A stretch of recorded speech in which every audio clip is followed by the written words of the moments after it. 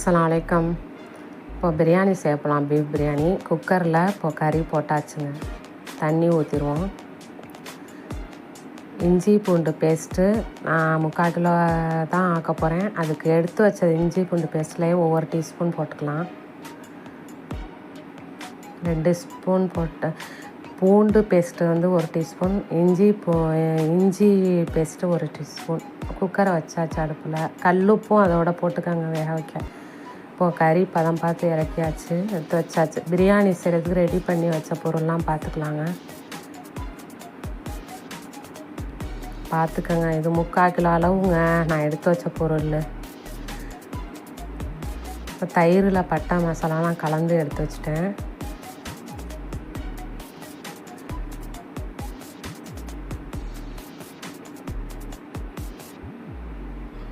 இப்போ அடுப்பு பற்ற வச்சுருவோம். சட்டி வச்சாச்சு.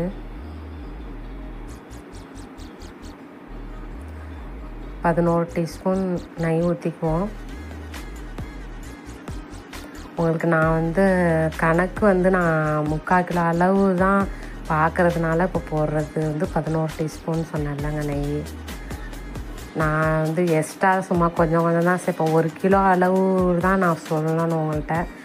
நான் இப்போது எக்ஸ்ட்ரா தான் கொஞ்சம் சேர்த்துருக்கேன். 1/2 கிலோக்கு கொஞ்சம் கூட ஆக்கனால. இப்போ எண்ணெய் வந்து ஒரு 25 கிராம் ஊற்றிருக்கேன். பட்டை, ஏலக்காய், கிராம்பெல்லாம் போட்டுக்குவோம். வெங்காயம் போட்டாச்சு.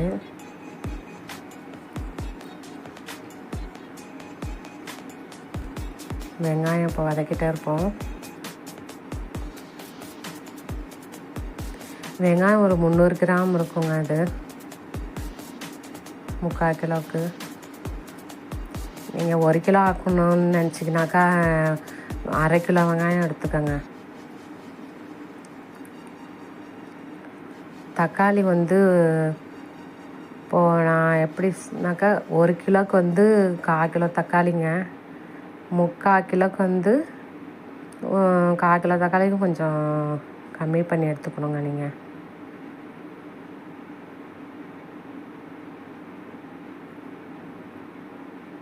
இதே நீங்கள் எண்ணிக்கையில் பார்த்தீங்கன்னா வெங்காயம் வந்து நல்லா பெரிய வெங்காயம், நல்லா பெரிய பல்லாரி வெங்காயமாக இருந்துச்சுனாக்க 2 வெங்காயம் பெருசு எடுத்துக்கோங்க.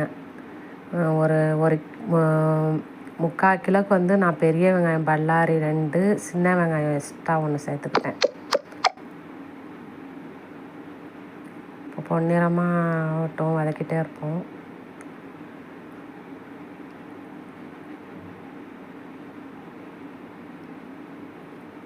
தயிர் வந்து நான் 3/4 கிலோவுக்கு வந்து 200 கிராம் எடுத்திருக்கேன். அதில் பட்டை மசாலா வந்து 1.25 டீஸ்பூன் கலந்து வச்சுருக்கேன். 3/4 கிலோவுக்கு 1 கிலோ போட்டிங்கன்னா 2 டீஸ்பூன் பட்டைத்தூள் வந்து கலந்துக்கணும். 300 கிராம் தயிர் எடுத்துக்கணும். 1/2 கிலோ வெங்காயம் வந்து 1/2 கிலோ 1 கிலோவுக்கு.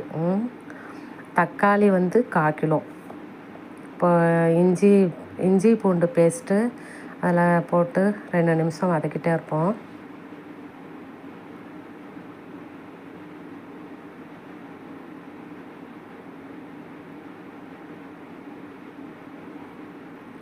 ஃபஸ்ட்டு இஞ்சி போட்டு 2 நிமிஷம் வதக்கிட்டு பூண்டு போட்டு 2 நிமிஷம் வதக்கணும். நான் இதில் டக்குன்னு கன்ஃபியூஷனில் பூண்டு போட்டேன். வதக்கிட்டே இருப்போம். பாஸ்மதி ரைஸ் தாங்க நான் எடுத்திருக்கேன். அதை கழுவி நம்ம 1/2 மணி நேரம் ஊற வச்சு நம்ம தண்ணியை வடிகட்டி எடுத்து வச்சுக்குவோம். எல்லாம் ரெடி பண்ணி வச்சுக்கணும். இப்போது கொத்தமல்லி தழை, புதினா, பச்சை மிளகாய் போட்டுருவோம். இப்போது நீங்கள் 1 கிலோ அளவுக்கு புதினா வந்து ஒரு கொத்தமல்லி தழை 1 கைப்பிடி அளவு, புதினா வந்து சும்மா ஒரு 5 விரல் அடங்கின மாதிரி எடுத்திங்கன்னா போதும். பச்சை மிளகாய் 1 கிலோவுக்கு வந்து 6 போட்டுக்கணும். நீங்கள் இப்போ 1 கிலோ சொன்னனால நீங்கள் அதுலேயே நீங்கள் கொஞ்சம் கொஞ்சமாக இப்போ பாதியாக கழிச்சிடணும். 1/2 கிலோ 1 கிலோ சொல்கிறாங்கன்னா பாதி வந்து அதில் நம்ம எக்ஸ்ட்ரா இவ்வளோ போடணுங்கிறது நீங்களாகவே அதை சரி பண்ணி போட்டுக்கோங்க. கல்லுப்பு அதில் தக்காளிலாம் போட்டு வதக்கிடணும்.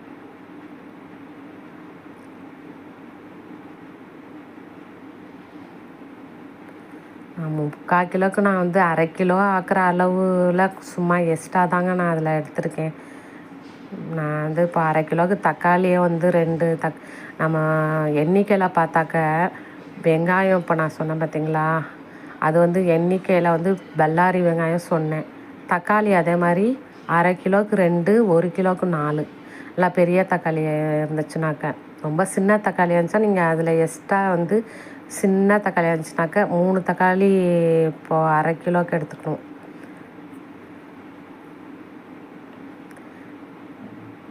கிராம் கணக்குனாக்கா நீங்கள் கிராம் கணக்கு அதில் சொல்லியிருக்கேன்ல, அதே அளவு. இப்போ மல்லித்தூள் வந்து 3/4 கிலோவுக்கு வந்து 3/4 டீஸ்பூன் கொடுக்குறேன். 1 கிலோனாக்கா 1 டீஸ்பூன் தான் போடணும்.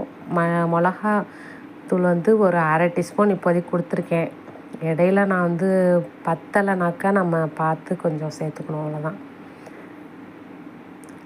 1 கிலோவாக இருந்துச்சுனாக்கா 1 டீஸ்பூன் கொடுப்பேன் மிளகாத்தூள். கொடுத்துட்டு அப்புறம் நம்ம குருமாலே எல்லாம் டேஸ்ட்டு பார்த்தது பத்தலைன்னா நம்ம போட்டுக்கலாம். இப்போது கலந்து வச்ச பட்டை மசாலா எல்லாம் இப்போ இதில் போட்டாச்சு. தயிரில் கலந்து வச்சது 1 கிலோவுக்கு வந்து 2 டீஸ்பூன் போட்டுக்கணுங்க பட்டை மசாலா. இப்போ நான் வந்து 3/4 கிலோவுக்கு வந்து இதில் எவ்வளோனாக்கா 1/4 டீஸ்பூன் கொடுத்துருக்கேன் பட்டை மசாலா. பட்டை மசாலா வந்து நான் பொடி பண்ணி வச்சது எப்படின்னாக்கா, நான் பிரியாணி மாஸ்டர் செய்கிற மாதிரி தாங்க அந்த கணக்கு வச்சு நான் செய்கிறது. பட்டை வந்து 20 கிராமும், ஏலக்காய் 20 கிராம், கிராம்பு 15 கிராம். அதை நீங்கள் வெயிலில் காய வச்சு கல்லுப்பு போட்டு மிக்சியில் நல்லா பொடி பண்ணி நீங்கள் கண்ணாடி பாட்டிலில் வச்சு ஸ்டோர் பண்ணி வச்சுக்கோங்க ஃப்ரிட்ஜில்.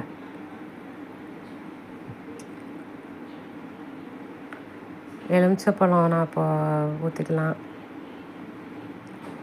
2 டீஸ்பூன் ஊற்றிருக்கேன் நான் 3/4 கிலோ அளவுக்கு. நான் புழிஞ்சு பாட்டிலில் எடுத்து வச்சுக்குவேங்க. அதை நம்ம ஸ்பூன் அளவு போட்டுக்குவேன்.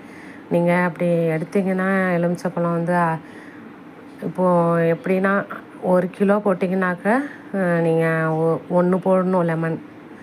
1/2 கிலோனாக்க 1/2 லெமன். இப்போ கறி வந்து இப்போது வதக்கையில் அந்த தயிர் போட்டு வதக்கலாம் மணக்கும். அதுக்கப்புறம் தான் நம்ம கறியை போடணும். வேக வச்சு எடுத்து வச்சது தாங்க இந்த கறி.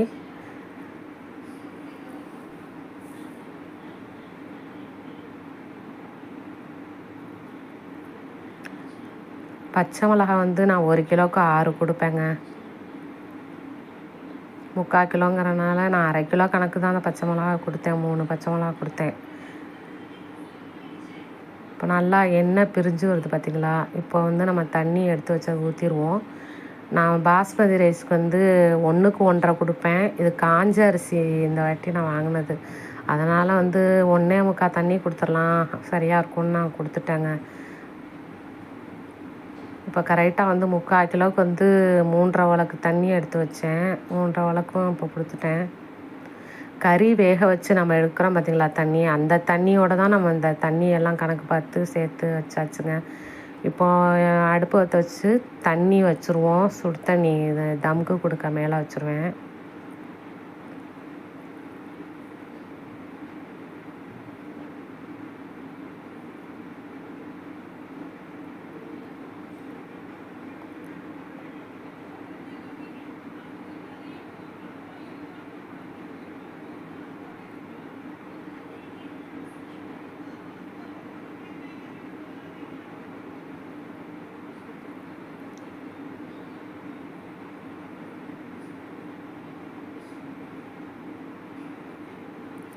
இப்போ நம்ம அதை பார்ப்போங்க. குருமா இப்போது எப்படி இருக்குது, உப்பு உரப்பு புளிப்புலாம் கரெக்டாக இருக்கான்னு பார்ப்போம். இப்போ நம்ம பார்த்து நம்ம அதில் எதுவும் புளிப்பு பத்தலையா உரப்பு பத்தலைன்னா கூட நம்ம போட்டுக்கலாம் எக்ஸ்ட்ரா. அரிசி போட்டாச்சுங்க. இப்போது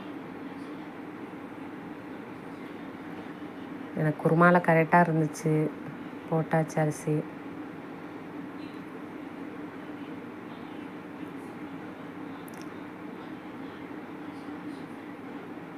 நீங்கள் இது மாதிரி பிரியாணி வீட்டில் நீங்களே செஞ்சு பாருங்கள். செஞ்சு பார்த்துட்டு நீங்கள் யாருமே கமெண்ட்டே செய்ய மாட்டேங்கிறீங்க. கமெண்ட் பண்ணுங்கள், எல்லாம் கமெண்ட் பண்ணிங்கன்னா தான் எனக்கு யாருமே செய்ய மாட்டேங்கிறீங்க. நீங்கள் ஒரு நாளைக்கு டேஸ்ட்டு பாருங்கள் பிரியாணி ஆக்கி எப்படி இருக்குன்ட்டு.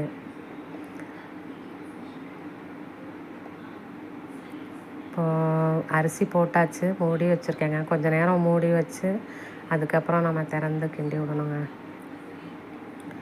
இப்போது அரிசி போட்டோன்னே ஃபுல்லாகவே அடுப்பு வச்சுருங்க நீங்கள். அப்போ தான் அரிசி வந்து நல்லா வேகும்.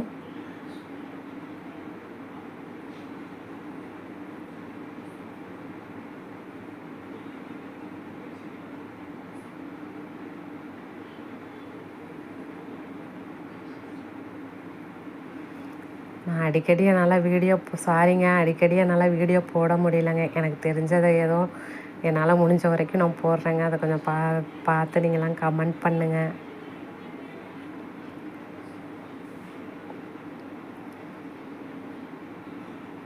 இப்போ நம்ம இப்போ அரிசியை கிண்டி விடுவோம்.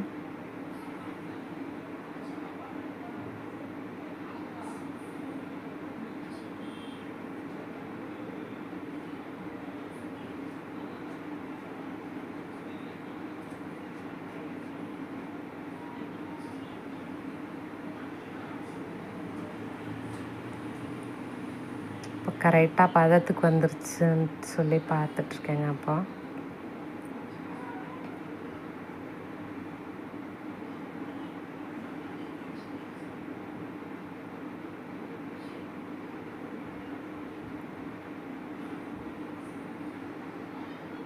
சாப்பாடை லெவல் பண்ணிடுவோம்.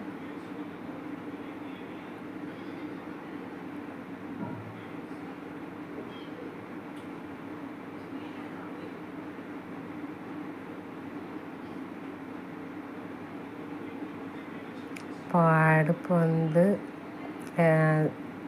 தோசைக்கல் வச்சாச்சு. அடுப்பில் சட்டியும் வச்சாச்சுங்க. ஃபுல் பண்ணி அடுப்பை வச்சுருவோம். 5 நிமிஷம் வச்சுருவோங்க. இடையில வந்து கை வச்சு பார்த்தாக்கா ஆவி வரும். ஆவி வந்தோடனே மூடியை திறந்து கிண்டி விட்டு சமப்படுத்திக்குவோம். 2 டீஸ்பூன் நெய் ஊற்றிக்கலாங்க. ஏன்னா சாப்பாடு அப்போ தான் மணமாக இருக்கும். அதுக்கு மேலே எடுத்து வச்ச கொத்தமல்லி தழை, புதினா தூவிக்குவோம். ஈரத்துணி அதுக்கு மேலே நம்ம போட்டுருணுங்க.